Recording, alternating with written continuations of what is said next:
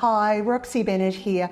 I'm an ambassador for Geelong Connected Communities, and one of my favourite roles as an ambassador is to meet the people who we support, who support us, and who are behind the scenes. And one of the people or one of the organisations that we support is Read the Play, and Michelle Gerdtz from Read the Play has joined us today. Hi, Michelle. Thank you for having me. It's really great. It is absolutely our pleasure. Now, Michelle, Read the Play. Do you want to just explain to us what it is for those who don't know? Sure.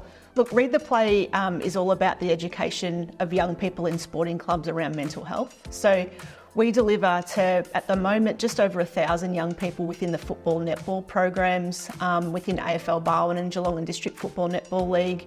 And the aim is really for them to understand more about mental health, their own struggles, supporting their friends, but also providing an environment at a club where they're supported as well.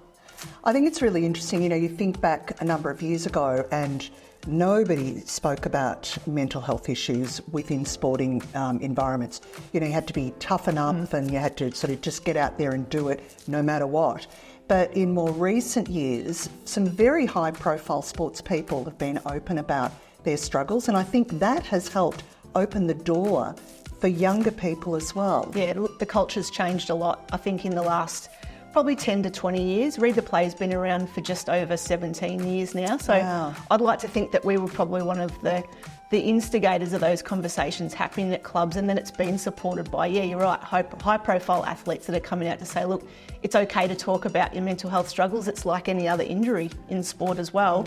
And I think that's really helped our young people to help themselves and get the help that they need. So with the funding that you receive through Geelong Connected Communities, what do you use that for?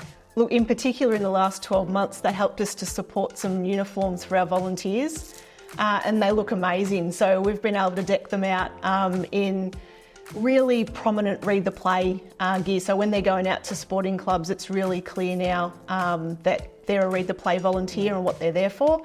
And the second part of that, again, a uniform, we've been able to deck out our player wellbeing officers. So they're club-based people that young people can go to for support, and they're wearing Read the Play uniforms, but in their club colours, which is great. Oh, that's fantastic.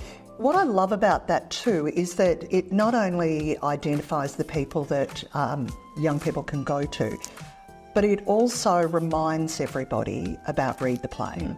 So it reminds them that they can be open about any struggles they're having and that there is an organisation there to support them. Yes, and that's exactly right. I think one thing I've found probably within my last 12 months in the role is that not enough people know about Read the Play. So if we can get our branding and our name out there to places like sporting clubs where there's so many supporters, family members and others that are there and wondering, what is Read the Play? Maybe I should go and have a look at the website. So that's the aim. Yeah, that's awesome. Now, you yourself, Michelle, have got a pretty interesting history in Geelong sport. You were the first female to be the president of one of the, was it the GFL? Yeah, Bell Park Football Club. So back in, I think, 2012, I took on the Dragons. The Dragons, that's right. So yes, I did. I stepped into the role of football president and netball president at the time, a combined role.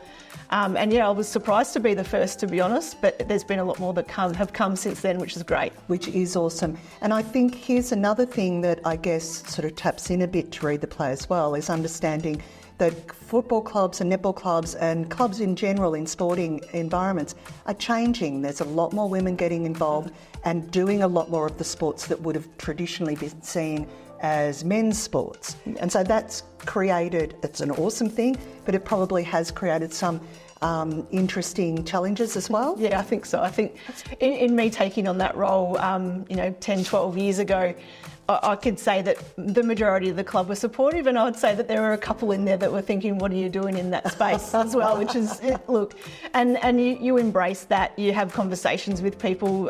You probably realise at times that you're not going to change their minds in terms of the way they think about things, but at the end of the day, I made it really clear that I had nothing to do with the coaching of the football team necessarily, and I was looking at the structure and governance and strategy of the club in general. So, you know your place and where you fit in the scheme of things. Well, you've got very good credentials to be running Read the Play.